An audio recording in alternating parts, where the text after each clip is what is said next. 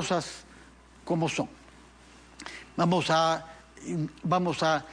ahora recibir a un especialista en temas de defensa, de Fuerza Armada y de inteligencia, el señor Andrés Gómez de la Torre, que ha sido director nacional de la Escuela de Inteligencia de nuestro país y de la Escuela Conjunta de la Fuerza Armada. Muy buenas noches, doctor Gómez de la Torre. Gracias por estar con nosotros en RPP. Buenas noches, Fernando. Muchas gracias por la invitación. ¿Cómo reacciona usted ante esta carta o estas cartas enviadas por oficiales retirados al Comando Conjunto de nuestras Fuerzas Armadas, así como a los comandantes generales de las tres armas? Bueno, en primer lugar, recordar que el artículo 213 de la Constitución de 1933 ya fue derogado en el año 79. Es decir, el artículo 213 de la Constitución del 33 le dio a la Fuerza Armada la posibilidad, la prerrogativa de un rol tutelar o arbitral de participación en el control de la Constitución. Eso ya está derogado y hace muchos años.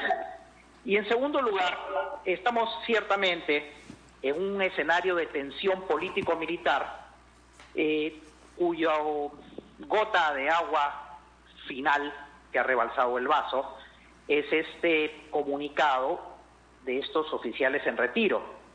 Hace varios días y semanas vienen circulando varios comunicados, por ejemplo de la DOGEN, de la Asociación de Oficiales Generales en Retiro, de excomandantes generales y ex jefes del Comando Conjunto, cuyo tenor, digamos que va en una cierta línea, con matices, pero que efectivamente, de una u otra manera, expresa una posición de los militares en retiro, que pone también, yo diría, en un poco difícil situación a los militares en actividad, porque recordar, como tú bien lo has dicho, que este comunicado es dirigido por parte de militares en retiro a los comandantes generales y al jefe del Comando Conjunto.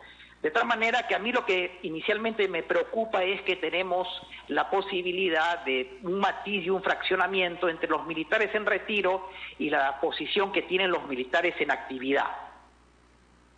Sí. ¿Qué delitos cree usted que pueden estar representados en esa iniciativa? Alguien habló incluso de delito de sedición, que no supone el uso de armas, pero sí supone la rebelión contra las instituciones constitucionales. Fernando, fíjese, para comenzar, en el siglo XXI se han redefinido los conceptos de los golpes de Estado. Y una de las cosas que ha contribuido lamentablemente a enrarecer este escenario ha sido el hecho que por redes sociales, por anónimos, por comunicados, se han, puesto a conocimiento de la opinión pública una serie de hipótesis sobre la posibilidad de una intervención militar. Y una de las más populares ha sido esto del golpe preventivo. Que ejemplificando la situación peruana del golpe del 18 de julio del 62, un golpe militar destinado a neutralizar una candidatura. Sí, claro. ¿No? Sí, y cuando se habló de fraude, justamente se habló de fraude en las elecciones que hubiera beneficiado a Víctor Raúl Haya de la Torre. Exactamente. El año 68, el presidente Velasco, en su golpe del 3 de octubre, invoca el artículo 213 de la Constitución del 33 como garante, como rol arbitral de la Fuerza Armada en esta intervención. El año 92 se da un autogolpe, que no solamente lo hizo en el Perú Alberto Fujimori, recordarás el autogolpe guatemalteco de José Serrano Elías, pero hoy día también hay nuevas formas de intervención militar que no son las tradicionales, y me refiero a la boliviana del año 2019, cuando un jefe del Comando Conjunto aprovecha una coyuntura muy crítica del país, una suerte de alzamiento policial, y sugiere, sin el empleo de las armas, la salida del presidente Evo Morales. A lo que voy que es hoy día hay que revisar un poco, releer a Curcio Malaparte y ver hoy día que la amplia gama que hay para golpes militares difiere de lo que ha sido tradicionalmente este tipo de actos. Entonces creo que todas estas hipótesis también que han sido evidenciadas por la prensa, lucubradas por las redes sociales, han contribuido a este aire enrarecido que ha motivado hoy esta conferencia, este pronunciamiento del presidente, de la presidenta del Consejo de Ministros y de la ministra de Defensa sobre el rol de las Fuerzas Armadas en la coyuntura. De acuerdo, está usted haciendo referencia al autor italiano Curcio Malaparte, autor de una célebre obra técnica del golpe de Estado que tiene más de 70 años. Pero, entre tanto, en nuestra región americana ha cambiado la actitud de Estados Unidos frente al rol de las Fuerzas Armadas y los golpes de Estado, por lo menos desde la introducción de los derechos humanos en la política internacional de Washington en la época del expresidente James Carter. De manera tal que no hay ningún gobierno militar en América Latina, tenemos dictaduras civiles en Venezuela, en Cuba desde hace 62 años, en Nicaragua desde hace ya demasiado tiempo, y tenemos otros gobiernos con serias violaciones de la Constitución, pero golpe militar, un golpe a iniciativa de la Fuerza Armada, eso en realidad hace mucho tiempo que no se produce propiamente tal, ¿no? La actitud de Estados Unidos tiene que ver con esto. Sin duda, Fernando, y más aún en el contexto de una administración norteamericana del Partido Demócrata y de Joe Biden. Es decir, efectivamente, a los años 70, la administración del presidente Carter comenzó un trabajo importante, y su esposa Rosalind, ciertamente, de lo que fue el combate a las dictaduras militares tradicionales, cuestión que lamentablemente tuvimos un paréntesis con Ronald Reagan y la crisis centroamericana y su durísima embajadora en los de los Estados Unidos en Naciones Unidas, Jen Kilpatrick, que sí avalaba de una u otra manera en este paréntesis halcón republicano el tema de la intervención militar y el rol dirimente de las Fuerzas Armadas. Pero esto obviamente en los años 90 fue cambiando y efectivamente la visión que hay en los Estados Unidos en general de la comunidad internacional es muy compleja frente a este tipo de situaciones. De acuerdo. Tenemos que ir a una pausa, señor Gómez de la Torre, después de la cual yo quisiera que nos explique qué consecuencias habría en materia de sanciones económicas y militares si es que por desventura un país, esperemos que no el Perú, incurriera en prácticas que realmente corresponden a otras épocas. Nos lo contesta, por favor, después de la pausa.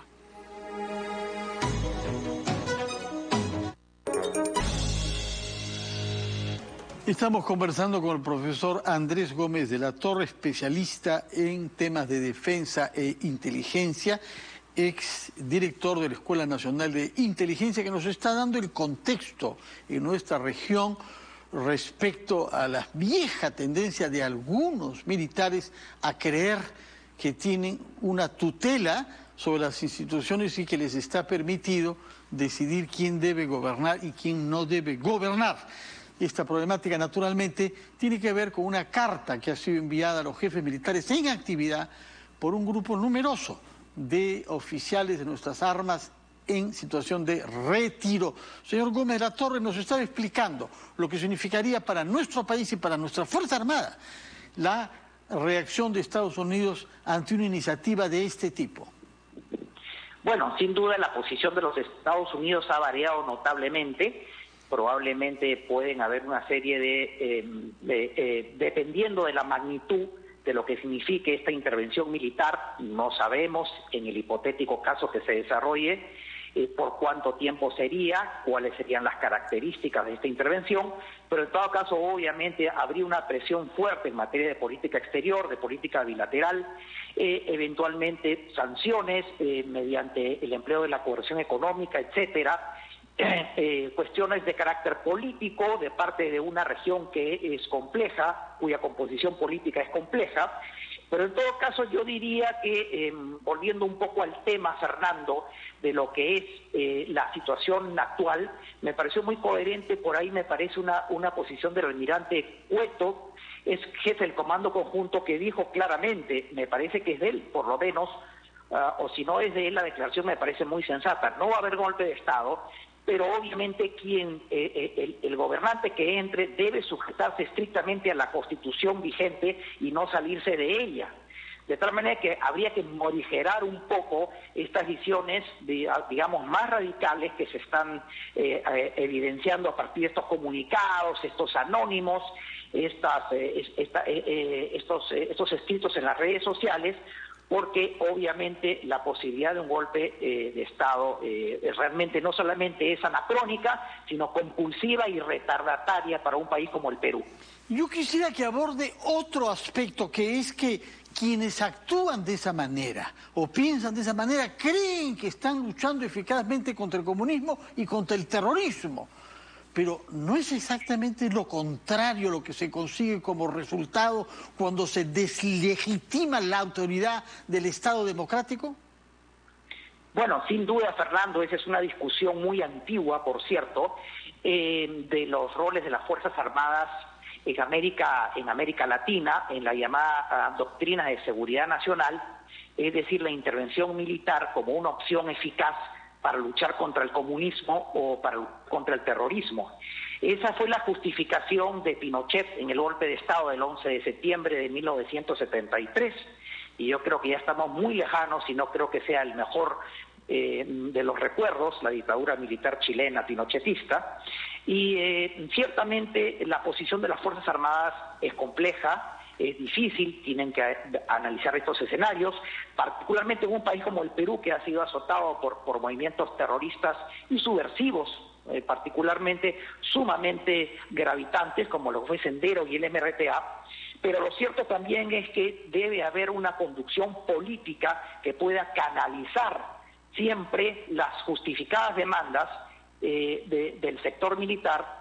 Recordar que los militares en situación de retiro tienen expeditos todos sus derechos para participar en política. Hoy día tenemos alrededor de 4 congresistas, 2 de la Marina, 2 del Ejército, que probablemente van a constituirse como miembros de las comisiones parlamentarias de defensa nacional, pero siempre es bueno revisar esta relación política-militar para evitar justamente que estas legítimas demandas o pensamientos de las Fuerzas Armadas en función de la seguridad sea actualmente adecuadamente canalizada.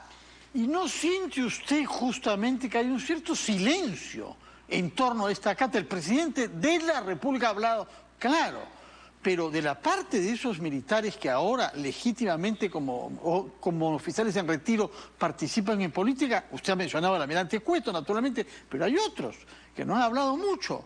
Y se echa de menos quizá, sobre todo porque entre los firmantes hay un general de división que se desempeña ahora como congresista. Es decir, que no solamente lo hace en su calidad de oficial en retiro, sino de congresista actual.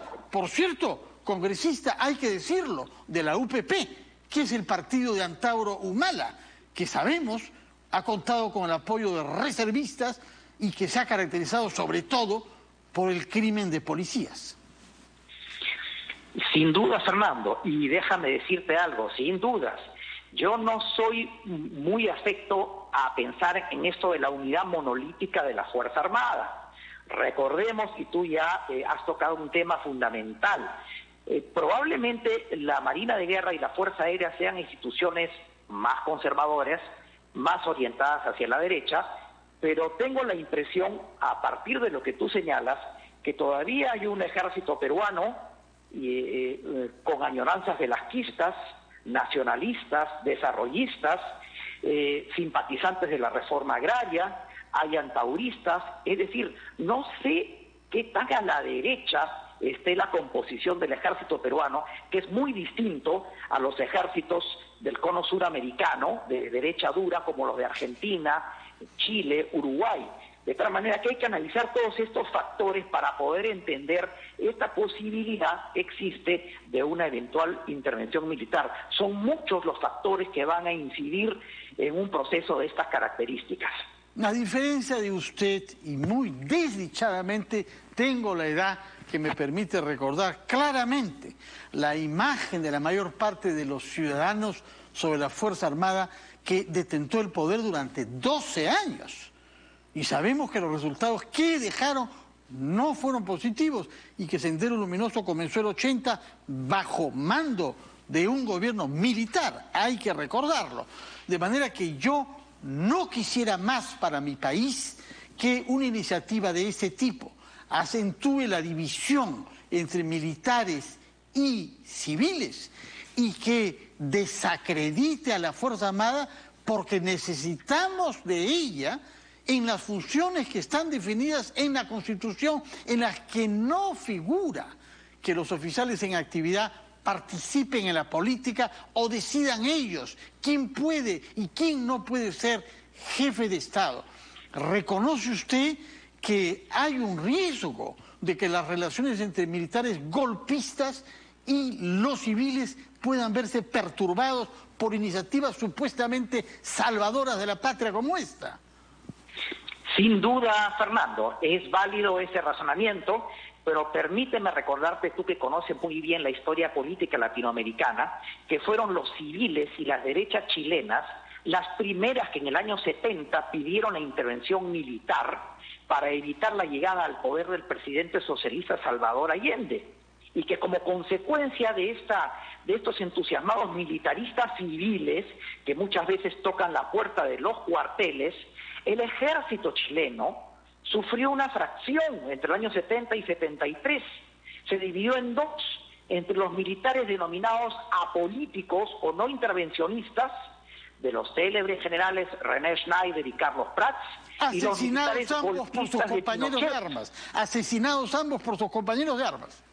Exactamente, exactamente. Entonces, cuidado que cuando se habla de golpes de Estado en América Latina hay que calibrar también la intervención civil, porque los civiles también tocan las puertas de los cuarteles y soliviantan a las Fuerzas Armadas cuando se han agotado las relaciones de las negociaciones políticas. Entonces, ver que estos procesos son sumamente complejos y hay que analizar muchas aristas.